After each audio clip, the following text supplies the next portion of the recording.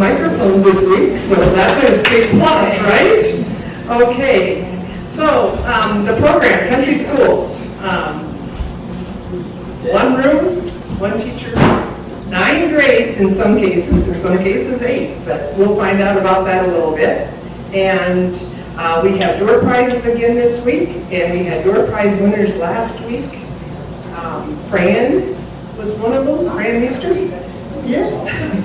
Okay, and Elaine Sands was the other one. So make sure you sign up. And one of them got one of the quilts, and one got a set of note cards. So anyway, we have sign up little slips back there, and we'll try and remember to draw at the end of the program today. Okay, let's see. All right, today we have the nieces, 2 nieces of Alice Ruter here. And Alice taught in the country school system in, I believe, what was it, 7 different country schools in the county of Grenville. So they have gathered a lot of information from her. She took meticulous notes, I understand. So they are going to tell us about her teaching days, and we hope to have time. How many of you attended a country school? Quite a few. So we'll take some time for you to reminisce and tell us some of the things you could be thinking about. Maybe one of the most memorable events that you had happen to you while you were attending a country school. Okay, so we have Nadene Van Houen and Troyce Fisher here to talk to you, and they will further introduce themselves, and they will talk to you about this. And I did bring this other board up too, Nadene, if you need to use it. And they had this made a few years back, and it kind of just puts it in a nutshell Alice's teaching years. So come on up. Thank you for coming today, Nadene and Troyce. Can we give them a hand?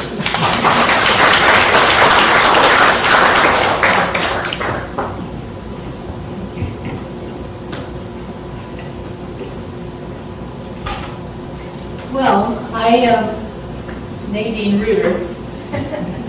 According to what Nancy said in the first promos about this afternoon. And then at church, my husband, Ken, said, Nancy Ecoff. I have been married for 53 years to Nadene Ruter, and her name is Nadene Van Houen.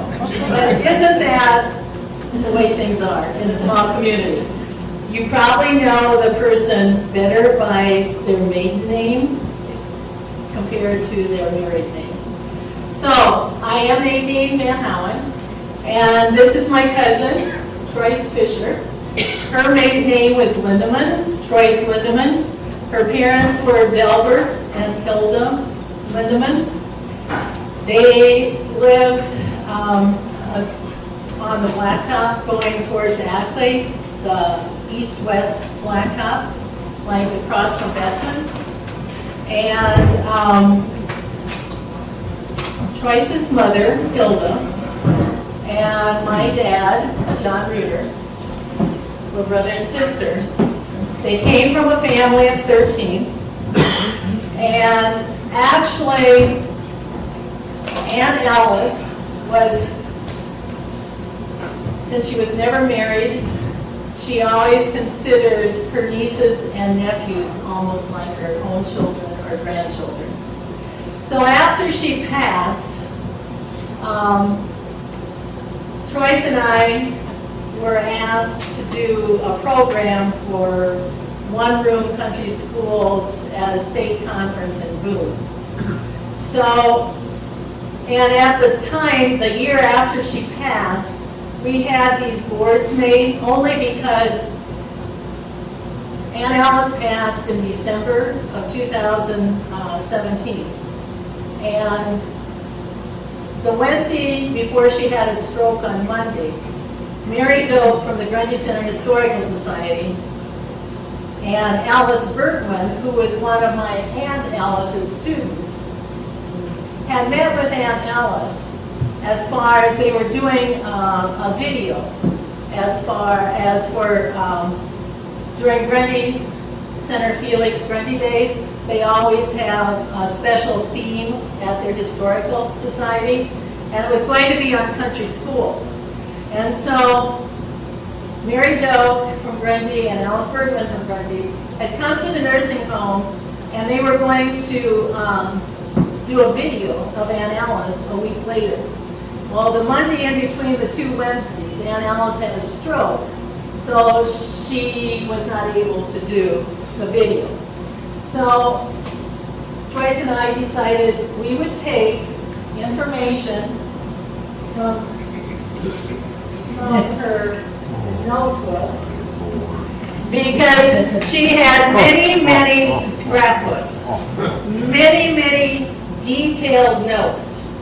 And so we basically took things from her scrapbooks and compiled this into this board.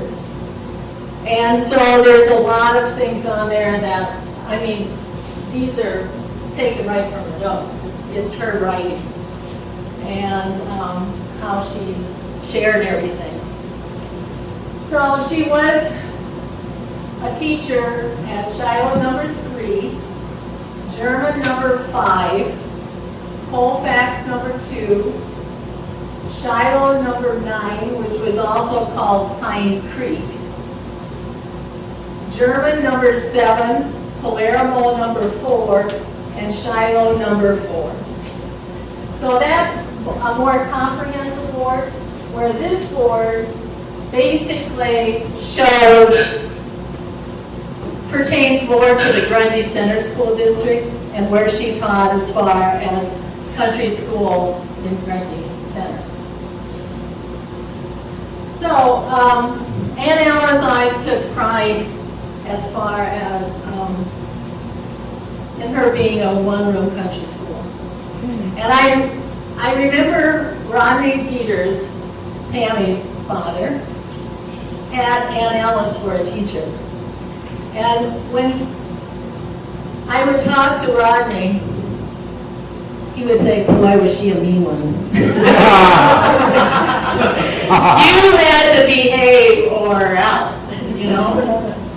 So I'm sure there's lots and lots of memories. Aunt Alice took great pride in the fact that she was a teacher, and how many of the sisters? 3 others? 3 others. 3 other sisters in the Ruter family were also one-room country school teachers. My mother was a one-room country school teacher, but she grew up in Hamilton County, so she basically, when my dad was in World War II, she taught at one-room country schools in Hamilton County.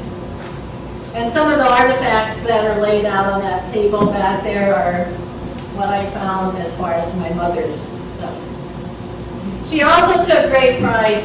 One day when I was visiting Aunt Alice at Arlington Place, she said, let's sit down and let's count how many of my nieces and nephews, or their children, or even like children of their children, stayed in education. And I think we came up with 31. Wow. But of course, it was a big family. So that would explain that many Ruters of some sort, you know, Ruter descent that stayed in teaching. Troyce started teaching in the Grundy Center. She taught high school social studies. And as the years progressed, she was mainly more or less in administration. She started teaching in 1969. I started teaching in 1970.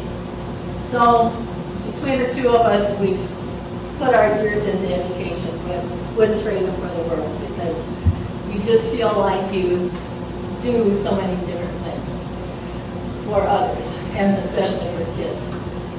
If I would be asked, would you want to go into teaching today? I don't know. But look at how things have changed and progressed from the one-room country school to when Troyce and I were teaching in the 1970s, 80s, 90s, and now today in 2023. So, you know, change is good, but I cannot understand how the one-room country school teacher basically held it all together. And so it's not going to be about Aunt Alice or about us teaching. It's going to be about you this afternoon as far as, I didn't really see how many hands were raised, but I do want you to raise your hand again, and I want to count to see how many people in attendance had actually attended a one-room school. So raise your hand and keep it raised for a while. So, okay, 1, 2, 3, 4, 5, 6, 7, 8, 9, 10, 11, 12, 13, 14, 15, 16, 17, 18, 19, 20, 21, 21. So that's great. I am so glad that you are a part of our group. And we're gonna open it up for discussion as far as things that you remember, maybe about teachers, about your lunch, about recess, about the Christmas program that supposedly the one-room country school teachers were responsible for. So, Troyce is going to give a little bit of background on the history of Iowa schools, or one-room country schools. Troyce actually attended German number 5 for 1 year. So I, of course, did not attend country school. I went directly to Wellsburg. So, Troyce. Thank you. It's an honor to be here today, and it brings back so many memories of my growing up on a farm and making connections with my parents and friends, and it's just lovely. So thank you for inviting me to be part of this. Anyone who knows Nadine knows she does extensive research on everything, and she and I looked at some of the statistics about Iowa history with one-room schoolhouses, kind of came up with the same list. So in 5 minutes or less, I'd like to brief you a little bit of context for this. And then those of you who did participate in one-room schoolhouse education, Nadine's mentioned that we'd like to share experiences. So start thinking about those kinds of things that you remember. I was just, before this, at a class reunion for the 50th year reunion of the class of 1973 in Grundy Center over by Rhinebeck.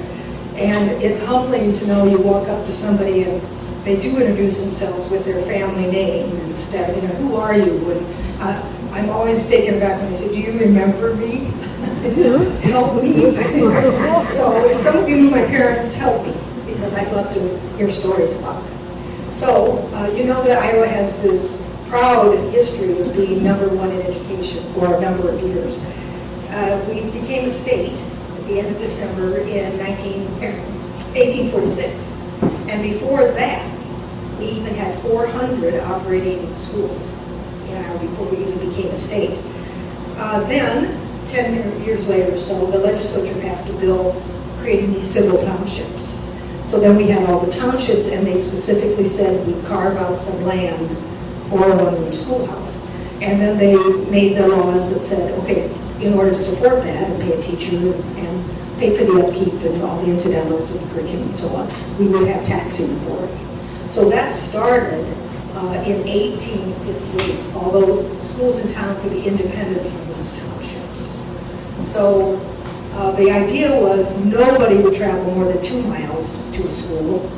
That makes sense. I traveled half a mile, felt like 7 all uphill, right? I mean, that's a lot. By 1901, I found this really interesting. Iowa had the most country schools in the country.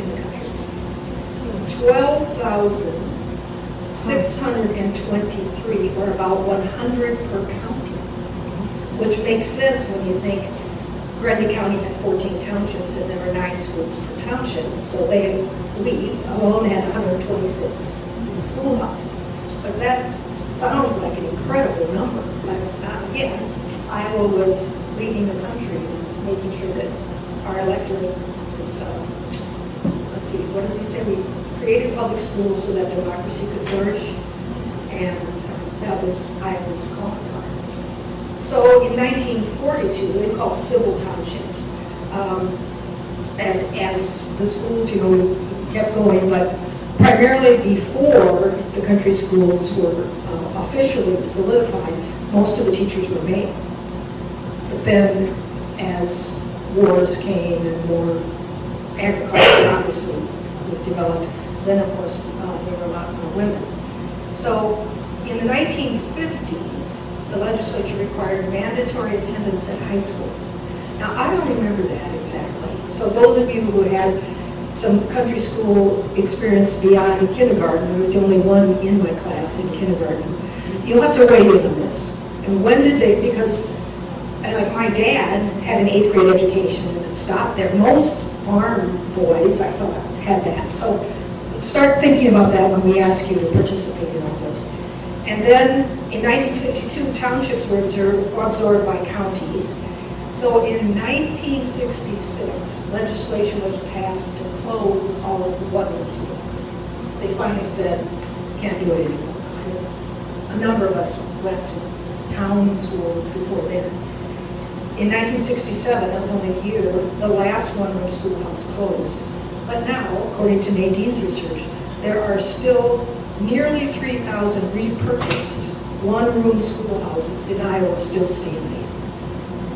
They're used for historical purposes or tourism or little socialization centers or whatever. German number 5 went down a number of years ago, which I was sad to see. Anyway, so we wanted to give you a little bit of a context for how Iowa developed its country school system. And then we're going to now warn you that we'd like to have a lot of participation and stories and so on. So we're going to start with talking about what it meant to be a teacher in a country school. The average pay for a one-room country school, according to what we located in Dan Ellis's notes, and also things that we basically read about, was $45 to $90 per month. And like Troyce said, before 1905, most teachers were men, and by 1950, 85% of the school teachers were women. Certification to become a one-room country school teacher usually required 6 weeks of education. 6 weeks. 6 weeks. And the country one-room school teacher could not be married. You either had to be single or widowed. And that was especially true during World War II. I know my mom was not married when she was teaching in Hamilton County at the country schools. But after, and then my mom and dad were married during the war in 1944. And when they moved to the farm where I grew up, in 1945, 46, she did teach at one more year at a country school. So I think they changed their rules a little bit according to keeping up with the times or whatever the situation might be. The country school teacher actually lived normally, usually, with a neighboring family. And that neighboring family, quite often, as I understand, the man of the house was usually the chairman or the president of the country school organization. You could not be seen with a male suitor if you were teaching at a country school. Maybe that explains why Aunt Ellen taught at all these schools and never married. I don't know. The teacher had to stoke the fire in the wood-burning stove when she arrived at the school in the morning, and of course continue throughout the day. She had to sweep the floors, clean the slate boards at the end of the day. She had to prepare lessons for students in each of the at least 8 grades and sometimes 9 every day. So you take that times about 7 subjects, 8 times 7, that's 56 preparations for one day. You were expected to go to church, and evidently Aunt Alice didn't really care for this, but it was a necessity that usually once, sometimes twice a year, the county superintendent would knock on the door, come in, and evaluate the teacher. So those are just a few of the things that the one-room country school teacher was required to do or expected to do, or it was just a part of her job, all for $45 to $90 per month. So, Troyce, what do you remember about one of your teachers? The only teacher I had was Mrs. Viator, who I came to realize had to be widowed, which was kind of sad, you know, to think that. But on the farm where we lived, it was dirt roads first, and they were graveling them, so there was updates, and they were making big ditches on that road, and the big machinery was there, and everything, you know, was all exciting for this 5-year-old. Mrs. Viator called me up for science class. I remember everybody would go sit by the teacher's desk, right?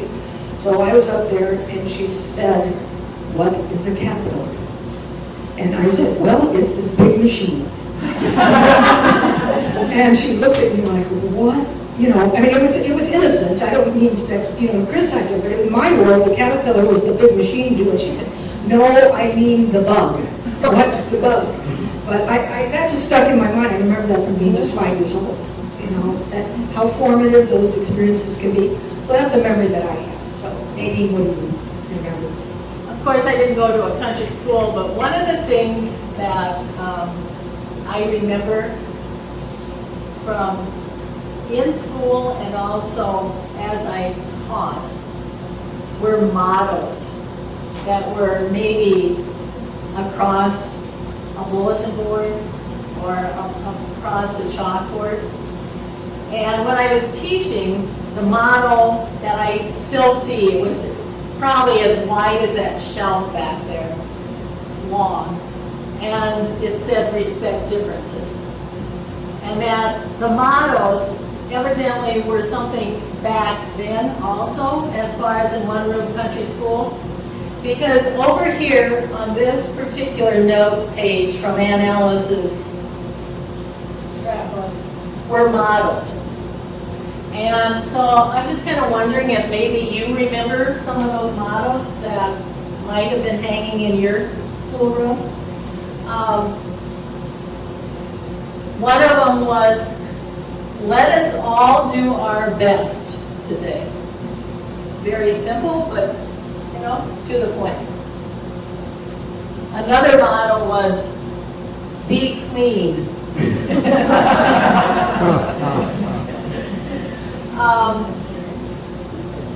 Be cheerful. And this one, Troyce and I kind of chuckled about this because it sounds so like Aunt Alice. It says, "Ability plus opportunity means responsibility." You know, she was like, da-da-da-da-da-da, and so that was a good motto. So, anybody remember anything about your teachers that you would like to share as far as from your, and I'll give you the microphone. And I'll cover this part of the room. Okay. So what do you remember about a one-room, teachers? Larry, you remember something? Nothing about your teacher? You were probably playing hooky in the outhouse. I remember your mother. My mother as a teacher? Really? Yes, she taught in our school. Not very long. She filled in over there or something. Oh, I didn't know that. Oh, yes, I do remember that. Because she would talk about your brother Marvin and you. I wonder why. You maybe don't want to know. Stop right there. Now you go back to shadow number 6 there, Alice's thing, Alice's school, Number 6. the picture. Oh, of this the picture. school. 6. Oh, Right there, Right yeah. there, yeah. Yeah, that's the one that was located over by Gene and Thelma's. My dad went to that too. Here, I'm very good at this. that's okay. My father went there too. And I had the bookcase out of that school where they kept the books. You still have it? I still have it down in the basement. But I salvaged that. And then Dad used to talk about things. Dad, like I should say my grandfather. No, to be my kids' grandfather. He always used to say, if things got rowdy, then they'd call Mr. Paterno. His dad said when he came in, everything could be heard. Well, at Shiloh number 6, oh, that poor country school teacher, because the Ruters had 13 children, and the Paternis right across the road also had 13 children. 26 kids in 2 families, and there were 8 boys and 5 daughters, no, 8 daughters and 5 boys in the Ruter family. And I'm sure each of those boys was a hard one to control. And that family, that was 7 or 8. 7 or 8? Wow. So that included the Ruters and the Rust and the Myers. And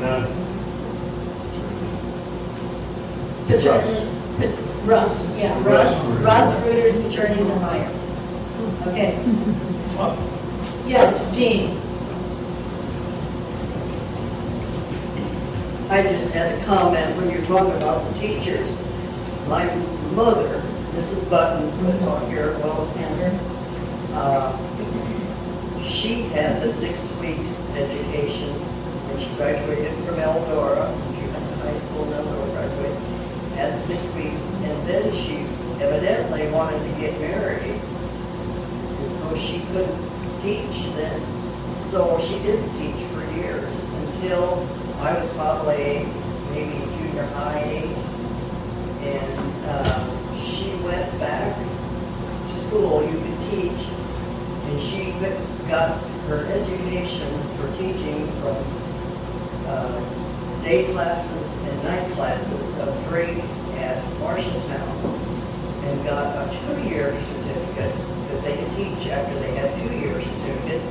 She started at a country school substituting and got in there, and then before she came to Wellsburg, she got her 4-year degree by going to night classes and Saturday classes and got a 4-year degree. And then she taught in Wellsburg, but I think about that many a time, but I have done that.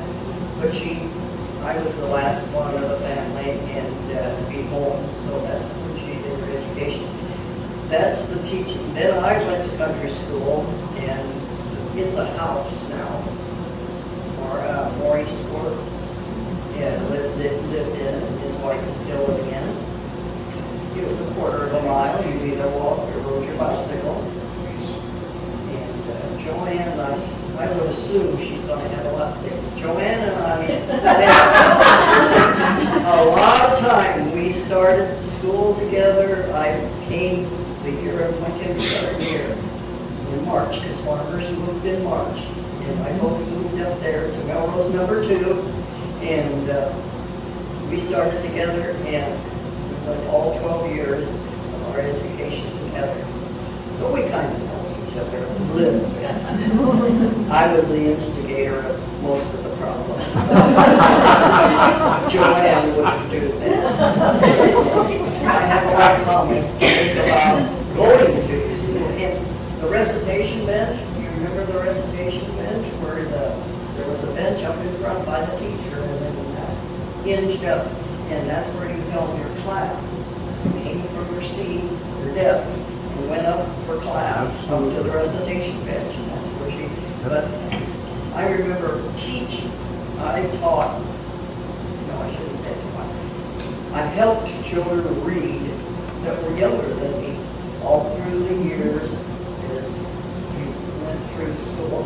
And just for fun, I liked to write after I learned how to do script writing and practiced all those things you had to do for writing.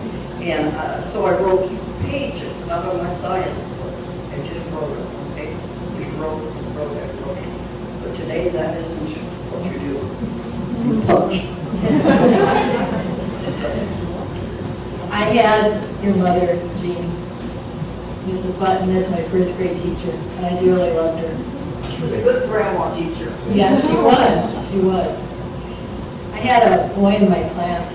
You know, you could always bring snacks for recess time. And there was one boy in my class. He was very close. His last name was very close to me, Ruter, as far as the alphabet. And quite often we would sit alphabetically. He would always steal my snacks. And Mrs. Button was always so kind, you know. Larry, you cannot do that. You need to return those snacks to Nadine. But Mrs. Button was a very kind-hearted person. Anybody else have Mrs. Button? Oh, There was a person back there. anybody? Oh, I have two questions. Number one, where is that school at that Larry was talking about? Where was that school at? Where was that school at, Larry? What school? That one. Right by He wants to know. Jean, no. It's a mile east No. of Wellsburg and then a half mile south. Well, Yeah, Yeah, and south. at the, that's what I thought. Yeah, I'm staying at Turner. I went to school 3 miles east. Well, it would have been then a half, you know, if you went straight east 3 miles and then over there in that corner. I went through 3rd grade, or Dean Luderman and I, can't remember what the last name is now, but we went to school together all the way through to high school. And then, of course, in 3rd grade, they closed it, and then we went to town. But my most vivid memory of going to country school is walking over a fence post in the wintertime because the snow was so hard packed and so much of it.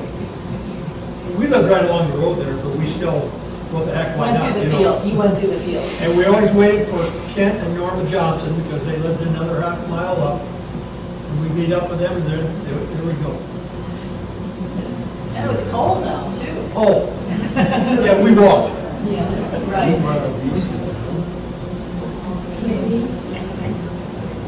I can remember when Lee and I went to visit Emma Ruter, and Emma Ruter was also a teacher. She taught somewhere out that way, I don't remember. But anyway, she was 6 miles away from home. Well, during the week, she stayed right there with some neighbor. But on the weekends, she walked that 6 miles. That's what she told us, long underwear and whatever she had. And Emma had a good mind, so I'm sure she was telling the truth. She walked 6 miles on the weekends to go home and then get back to school. Wow. Phil?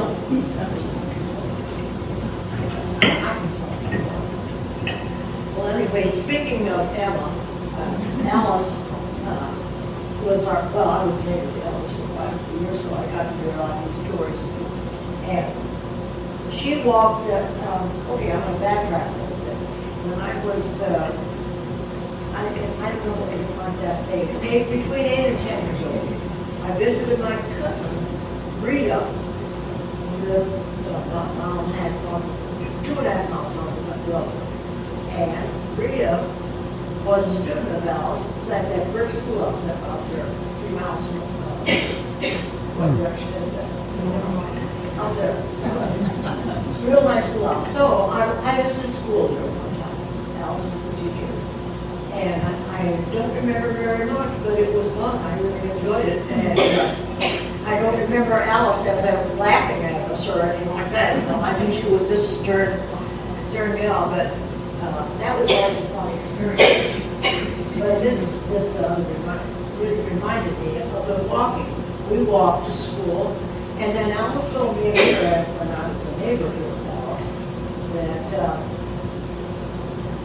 she never had a ride set up for going to school. She came home every day, and she taught out that school. That would be like 4 miles, at least 4 maybe 5. And so she'd start out walking, and she knew that when the mailman would leave, and so quite often she could get a ride that far to the mailman. But other than that, she would walk until someone on the wagon, who knows what conveyance that was, would pick her up and take her the rest of the way. So which of those schools do you think she was? This was the school north of, is that north? Yes, north of Wellsburg, about 3 miles. It was a brick schoolhouse standing on one German maybe. German number 5 is yours, right? It's a German number 7, the Alpes family. Is that amazing? They were number 11. Oh, they left? Oh, they That's all I have about this. Thank you. Any other stories about teachers or what you remember?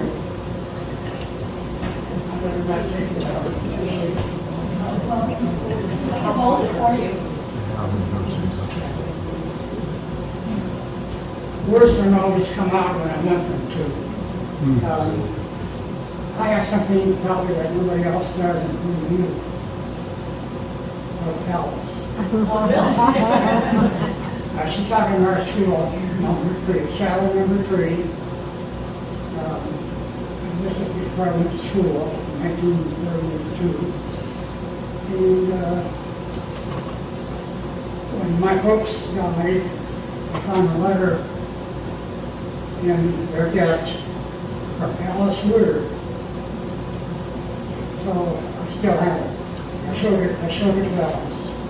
She couldn't believe it, but I still had a letter. But she wrote 1932, I think. So Alice stayed with my folks, I think, then, because in her letter she wrote, and I want to thank you, Lizzie, my mother, for bringing Phil Donald to school to visit. That's you. That's me. That's Bible, of course. So I know that she taught in number 3. Then I don't think she had any influence on what my career was, but I started at Ellsworth College in 1946 for 2 years, and I was going to work in a business. Well, then Dad said in 1948, a country school needs a teacher. And I said, where? German number 4. That's 2 miles north of the East Friesland Church, out there in the north. So I taught there for a half a year. I started in January '49. And I gave 7 pupils. Attendance was on the downswing. Just as I can only think of one thing at a time. So I wrote a book of number 3, and German number 4, and German number 9. Oh, how nice. Well, it has pictures in it. Anyway, 1949, for half a year, in the fall of '49, close to school opened up. Number 9, right west of East Friesland Church.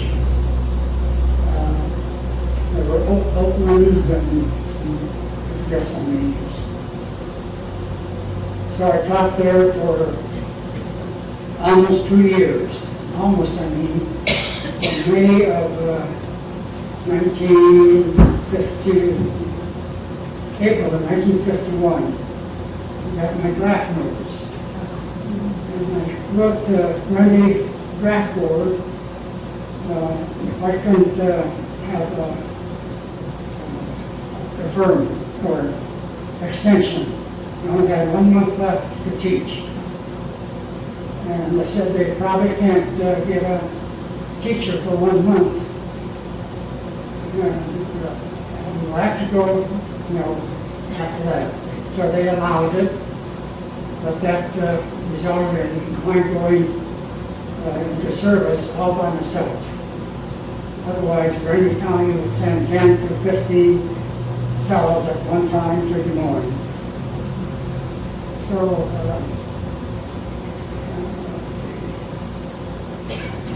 When I went in, got inducted in Des Moines, rode the train overnight, went on train to Chicago for 1 week's indoctrination, rode bonds for generals, and then I was stationed at Fort Leonard Wood, Missouri.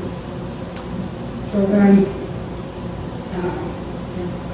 in order to teach at these schools, I had to find out what else I needed. I had 2 years in business. So I went to Iowa State Teachers College. I hope all of you know what it is now. You and I? You and I did what?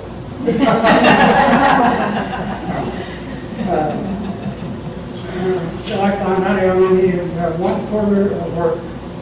I had other courses at Ellsworth, like social studies and so on, history, that all counted. So I got my certificate with 3 months of country school teaching. Didn't even know what I was getting into. My salary, the first year, I think it was $120 a month. Getting up there.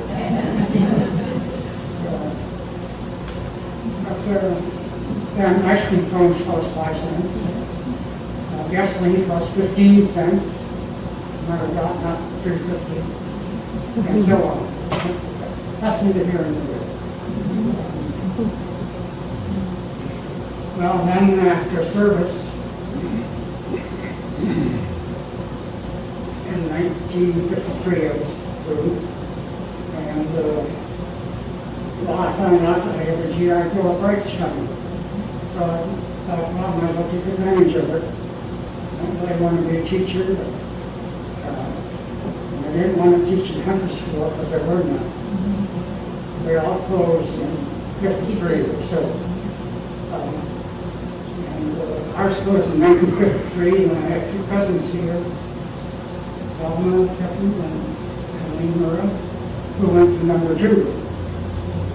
So quite often we would, at the end of the year, we would have a picnic together and play ball together, and get by with them.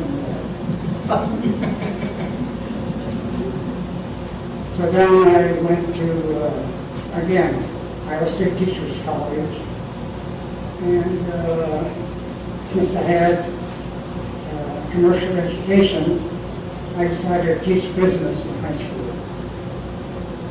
So after that, The rest is history. the rest is history. I taught 28 years business at Floyd, Iowa, which is near Charles City.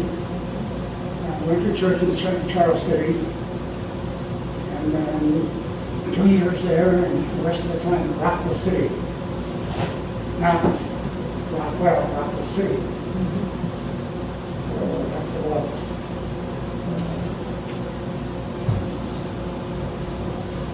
I want to put in a plug for the Hardin County Farm Museum.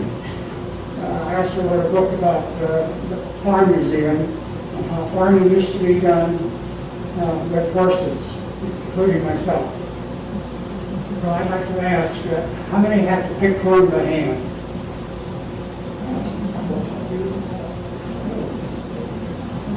We used to get, in the fall, picking by hand, the school allowed a 2-week cordless communication.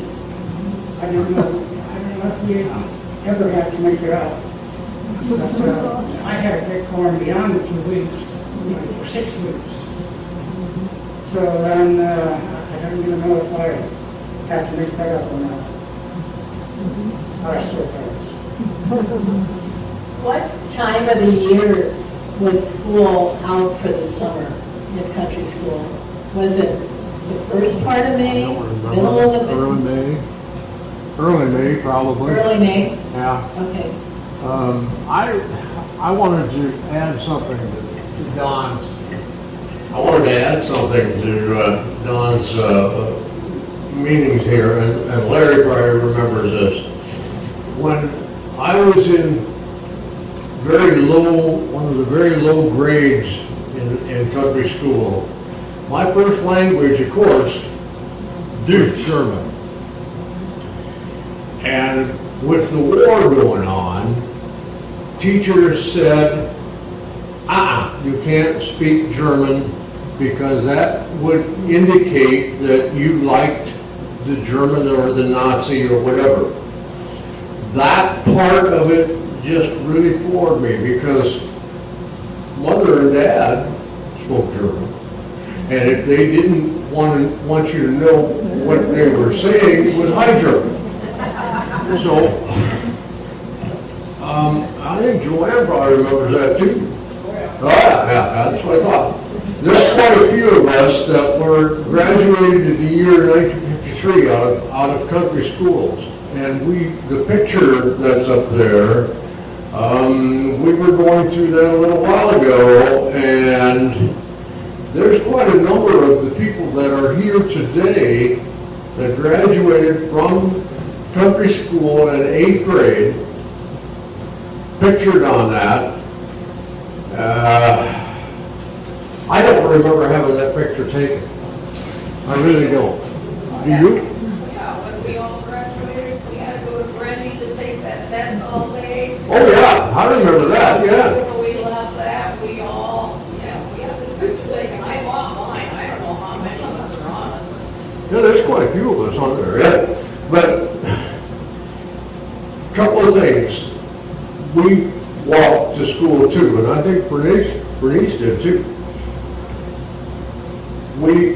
It was a half a mile for me, and it was about a mile for you, yeah. And we lived in the same section, for heaven's sakes. So, that 2-mile limit was good because you knew that if you lived outside of that, you went to a different school. My cousins lived by St. Paul's Lutheran Church on the west side of the road. They opted to come with us to country school through 8th grade or through 1953 when our schoolhouse closed. But we walked to school together, and they would come up their long driveway. There was a long driveway about a quarter mile. They came past my place or our place, and that had been a half a mile, so they walked 1.25 miles just to get to school, and then back again in the wintertime. It didn't matter. We probably never stopped school for winter weather like they do now. I mean, now if we get 6 inches of snow, everything stops. You couldn't get the message on your phone or No. TV. Because it was a point line. You're right, well, then everybody would know it too. Yeah, exactly. No, but it was a real community, that little bitty schoolhouse. Those people that I remember that were there, my youngest sister was in 8th grade when I was in kindergarten. And talking about the desk that were the teacher and the people, well, if you had your work done, you could listen to the next class the next year, and you'd have next year already in your mind. And pretty soon, you knew what they were going to be doing the next year. Repetition is the best teacher. Absolutely, absolutely. That's mostly what I remember. I remember also we played softball and you know, during recess.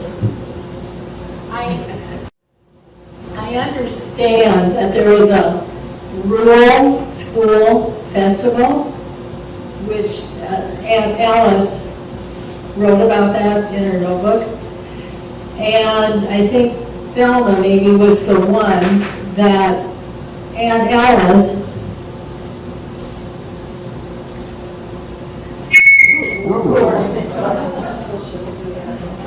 Oh, for heaven's sake.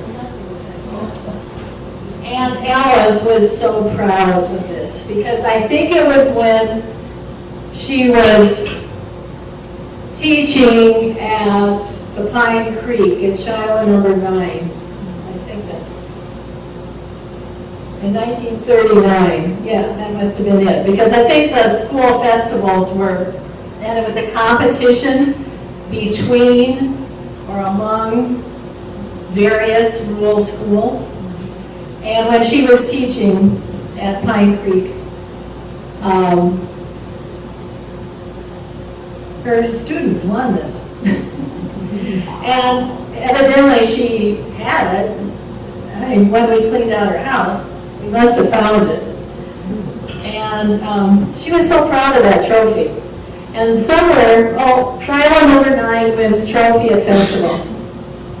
School District number 9, Shiloh Township, with Alice Ruter as teacher, won the 1939 Rural School Trophy, awarded to the school receiving the most points in activities at the Rural School Festival.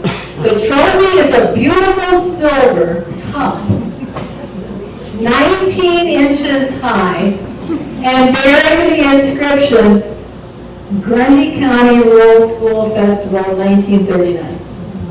Do any of you ever remember participating in something like that? No. No? Okay.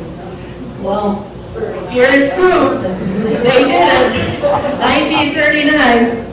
So, There's one thing I know different between now and then. what's that? When I went to school, I only knew Low German. And every time I spoke Low German, I got hit with the ruler. So I learned to zip it up and not say much. When did it come undone?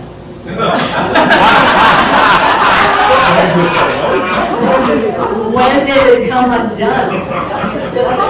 Well, let's see. I think 1952. And I quit school and went farming. Just kidding. After a while, you can take a look at her notebook if you want, but like these things that you see on the board were actually lifted or retrieved from the notebook, or some of the things that are on display there on the counter. Tell us a little bit more about your 8th grade graduation testing. I have some other things to share. Okay. I've taught for so many years, I don't need a microphone. Okay. I can shout. Well, I'll look at that 8th grade graduation first, because you mentioned that, and I think Marie said that she brought her picture too. The names are on the back, and I have no clue who put them there, because our married names are on there. I do want to share this about 8th grade graduation. So we had a special program, and Jean, do you remember you and I sang a duet?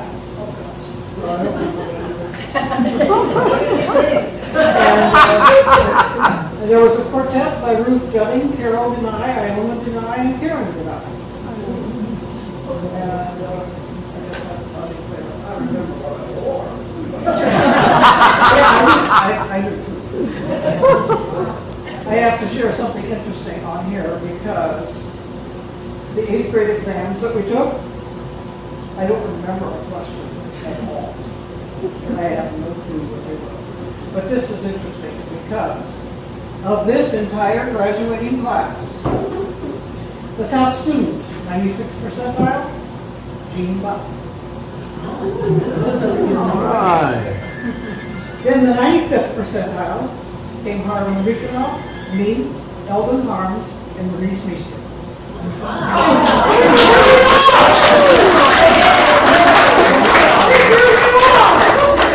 Amy Cobb was also right up there. I'm Oh, sure. well, you want me to go down the list? Okay, after those four, okay, then going down, Jacqueline Walbom, Mary Ann Bergman, Larry Mice, Carol Ann Reeson, Laverne Ann Reeson, Beverly Kopp, Ruth Haupt, Roger Alpus, Kayleen Kopp, Wilma Weber, Karen Peterson, Dennis Rinklin, Larry Attorney, Elizabeth Gerhart, Wade Jean Meyer, Frank Myron, Arnold Sadoff, and Eugene Meester, which was okay, Westminster. So those are the honors. So was that always published like that then? I have no clue. I just found this graduation exercises, and then it gives the students and what school they went to. So Dee, I might say that's the last year of country schools. Yes. So we got it done. They closed in 1953. Yeah, we were done. I have this thing. By the way, I'm Joanne Oling Santee. Yes. We should have introduced ourselves as everybody was speaking. I apologize for that. I'm glad you did. I lived on a farm 5 miles south of Wellsburg, called Remainder until Illinois, and with my sister Anna and my sister Fran. And we went to Merrill's number 2, which was south of our farm. But the interesting part about that is that there was a dividing line there. The German was on our side. The other side, all the other students at Merrill's number 2 were, I guess, community. They were English. Right. And my older sister did not speak one word of English when she started school. She was the only German student there. It was traumatic. Absolutely traumatic. And she taught me English, so by the time I started kindergarten, she was in 8th grade. So that I knew English by that time. Anyway, 44. What did I learn about 44? After she graduated from 8th grade, she went to town school. That's the first year that Wellsburg had buses. 1944. And then when 1953, when a lot of us, none of the schools closed when we went to school, then the bus said Wellsburg and summer school. What did you want to say, Shirley? Buses. My kindergarten year, we lived south of Wellsburg.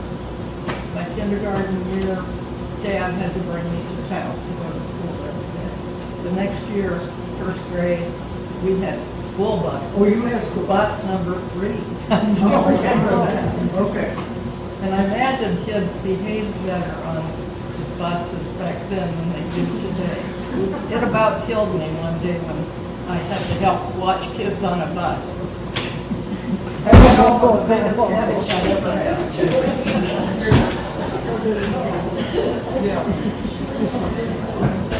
Yeah. So, just of interest, math was called arithmetic. So there's an arithmetic book. There's an arithmetic book. There's 3rd grade arithmetic book. Then there was reading. I don't have the Dick and Jane books anymore. I had rework and play in the beginning days. And then there was Friends and Neighbors and Streets and Roads. I don't know if any other had these same books. English was Let's Talk. Science looked like this. Book 2, book 3, book 5. I thought maybe you might come familiar. And a health book. We had a music book, and then this one. Does it look like that was in your collection? Yeah. I think actually maybe my mom received that as a part of her training when she went to Iowa State Normal School. I think that was a methods book that she could use in her country schools. And I wrote in the front of this, I liked Shortening Bread and Old Susanna, Billy Boy, Home on the Range, and Dixieland.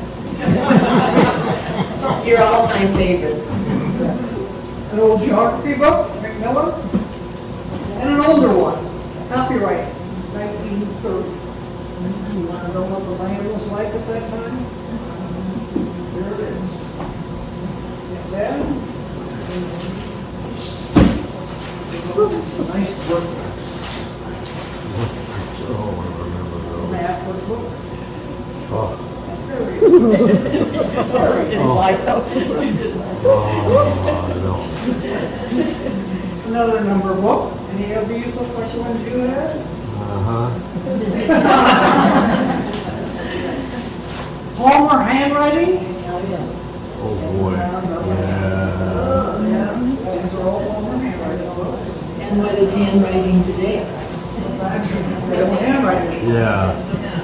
Fourth grade arithmetic. And another. Oh, grade 8 arithmetic. Not the red marks in there.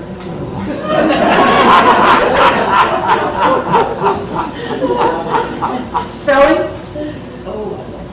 Spelling books. Oh, by the way, spelling bee. I had that book in here. Yeah, spelling bee in elementary school. This had a blue cover. It was called the Blue Book. Yep. I remember that. 1916 to 1941. Study those dang words, really hard ones. Easy ones. Now the language book. It says, let's write. English book. Oh, think and do workbooks. Remember those? That new reading book. And we grew up reading book. Another thing to do. And then Iowa history. We have to study Iowa history. I wish they taught that now. Put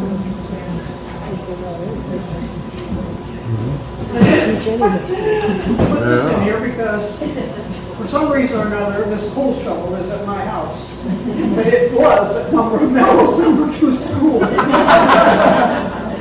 Because one of your jobs was to go get coal for the stove before we had the evaporating stove. One of your jobs was to go pump water.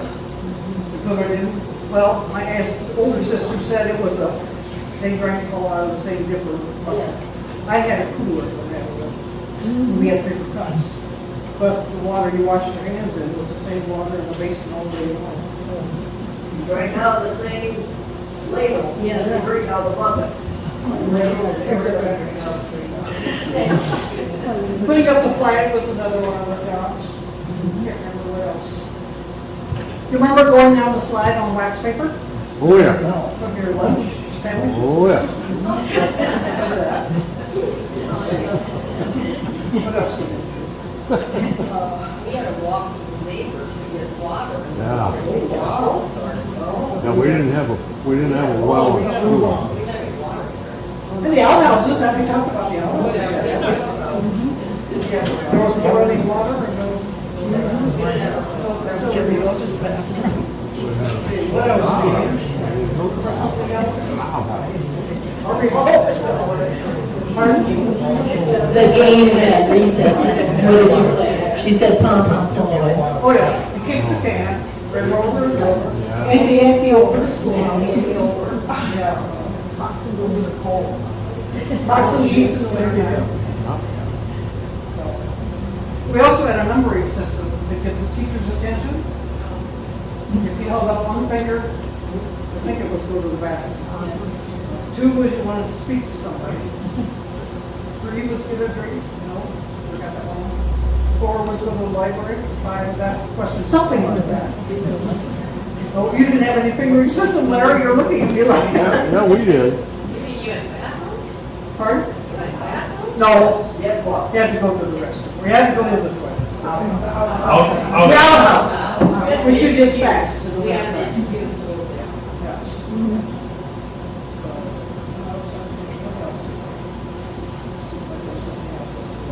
What about discipline? Do you remember anything about being disciplined?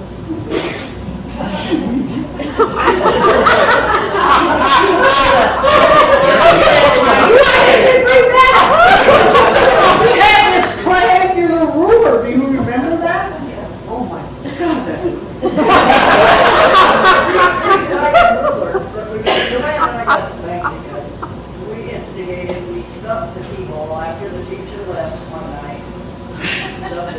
school with sticks. So that she couldn't get the key in the next day. The thing of it is, we started walking home. She went this way and I went this way. And so when the teacher left with the car going down the road, we thought we were safe, so we went back and did it. She saw us. She was in her rearview mirror or something. She knew that we had done it, I guess. And we got this in In front of everybody. I don't know how she got in. So what was your punishment? Spanking. Spanked it? That's On the right. butt or Hands or where? No, on the butt. Hung up, you leaned over. Yeah, we I got disciplined one other time. One of them spankings that I got, and it was two spankings because the teacher stood behind her at the blackboard and stuck my tongue out there. And like somebody, I don't know who, it was Shirley or somebody else, and tapped on me and told the teacher, Gina stuck her tongue out there. So she disciplined me, and when I got home, my older brother Gary, my folks drove on the yard, and that was the first thing he told him was Jesus. She stuck her tongue out. My dad, which was a very reserved person, never did anything wrong as far as I was concerned. But he looked at me and he says, well, if any little girl stuck her tongue out at me, I'd give her a spanking. And I stuck my tongue out.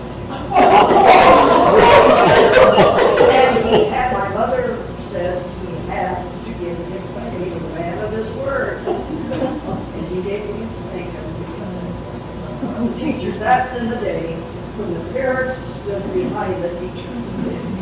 The teacher discipline. Absolutely. That's a little different. Okay, I told you that, man. where's that picture, Fran, that you had? You like it? You like your phone up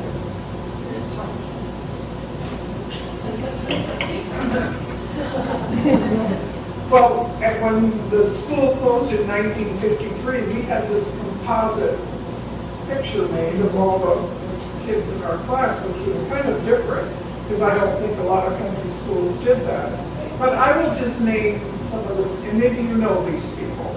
Keith Scheller, Carla Snyder, Darrell Elliott, Margaret Snyder, Roger Newell, John Murdoch, Sharon Price, Harry Paxton, Jean Button, Barbara Newell, and myself, and Lydia Moranowicz, and my sister Jo, and Phyllis Foster. Wow, that was a crew. Yeah. Marimanowicz, they were a refugee family after World War II that I guess were sponsored. And where did they live in? So they lived across from, Where Skip Prices live now, across from the Hensies. oh, okay. And of course, they came to school, or Lydia did. Yeah. Her younger brother. Mike, I think, went to Wellsburg. Mike and Mike was older. But they didn't know any English. Another thing Mom said, that in September when school started, her and Dad went to the school to clean it. And I hadn't really thought about it, but it stood all summer. And she said they didn't get paid for that, but they went to the school to clean it. Wasn't your dad kind of ahead of it? He was, Did they have a, yeah, probably, that's why probably they had to go. he was kind of, I always remember. The president or something, yeah.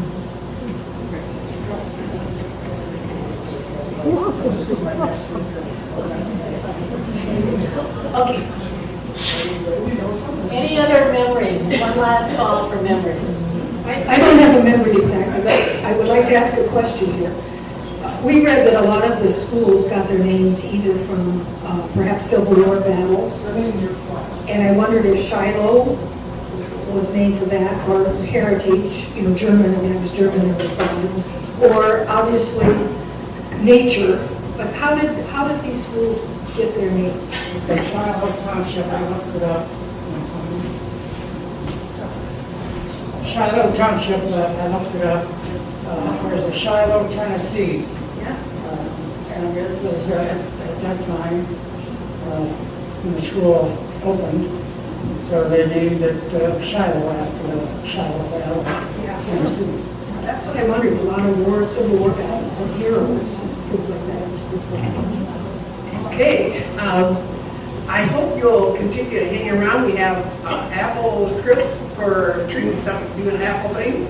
And so make sure you can make your way back there and we'll have coffee and apple cider or apple juice to go with it.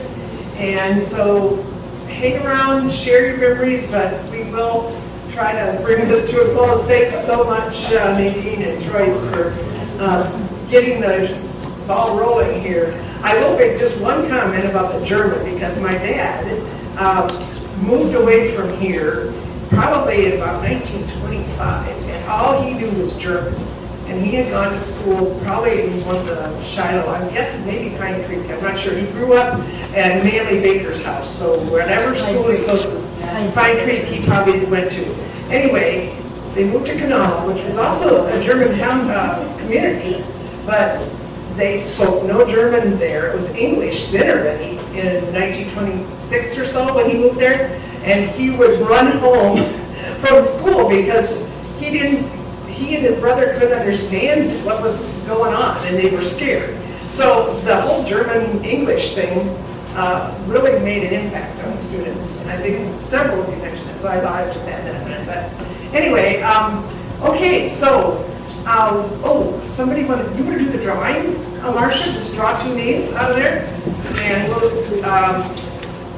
you can stop back there to pick up, we'll give an Afghan and a set of note cards. So what did you come up with? I have Barb Kirchdorfer, and I think it's Mary Betty? Marlis Betty. Okay, very good. Okay, so just stop back there and we'll help you with that. So, anything else? If you haven't registered, please do Oh, and so. if you haven't registered, please do put your name in the book so we can keep track of how many we have and who's all coming. Oh, yes, and we do have membership sheets. If you would like to be a member, you can do that of the Wellsburg Historical Foundation. And there's a yearly dues of 20 or 25, 20.